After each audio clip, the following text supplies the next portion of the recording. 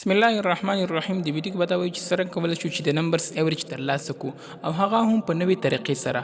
زه راځم دغه ځای کې څه نمبرز ورته لیکمه.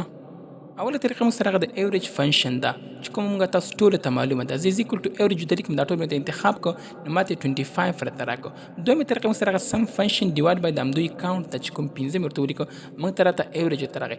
دریمه طریقه موږ سره هغه د نمبر ملټیپلای بای فکسډ ایوریج ده. فکسډ ایوریج به داسې معلومیږي چې 1 ډیوایډ بای د همدوی کاونټ 1 divided by count د همدې ټول صحیح شو. نو موږ ته راته راکړه 0.2. مطلب دا شو چې دغه فکسډ ایوریج 0.2 شو. دا مې ټول دپاره ته راوستو. اوس په زه راځم دغه هر یو نمبر به د همدې فکسډ ایوریج کې ورته ملټیپلای کوم چې کوم تاسو ګورئ نمبر ملټیپلای بای فکسډ ایوریج، نمبر ملټیپلای بای فکسډ ایوریج دغه شان تر اخره پورې صحیح ده. نو بیا موږ ته 25 راته راکړه. اوس زه راځم دغه څه ورته کلیر کوم. که تاسو وګورئ موږ سره دغه یو ایوریج چینج نه شو ځکه چې دا موږ سره فکس دی. دا موږ ته فار ایگزامپل 4 که اوس موږ سره چینج شو. اوس که زه راشم بیا هم موږ ته چینج شو، زه بل د کاونټ فنکشن څخه استفاده وکړم تر څو موږ سره دغه اپډیټیبل راشي. نو اوس که زه هر یو زیاتوم یا کموم نو موږ ته به اتوماتیکلي دغه ایوریج زیاتیږي او کمیږي. نو هیله کوم چې په دې ویډیو باندې پوه شوي یاست. دا موږ سره په ایوریج فنکشن کې نیو ټریک